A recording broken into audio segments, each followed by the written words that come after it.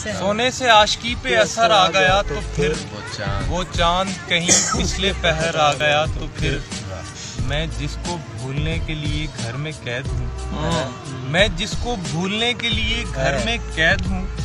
घर से निकलते ही वो नजर आ गया तो फिर मैं जिसको भूलने के लिए घर में कैद हूँ, घर से निकलते ही वो नजर आ गया तो फिर। और शेर असर के मैं इस ख्याल से भी उसे छोड़ता नहीं, मैं इस ख्याल से भी उसे छोड़ता नहीं, गर बांझ पेड़ पर भी समर आ गया तो फिर मैं इस ख्याल से भी उसे छोड़ता नहीं। अच्छा शेर है यार ये। गर बांझ पेड़ पर भी समर आ गया तो फिर। और कमरे का हाल देख जरा अपनी शक्ल देख, कमरे का हाल देख जरा अपनी शक्ल देख, ऐसे में कोई दोस्त अगर आ गया तो फिर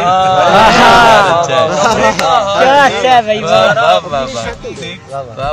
ऐसे में कोई दोस्त अगर आ गया तो फिर क्या कहते हैं। और फारिज तू फोन काटता है जिसका बार बार,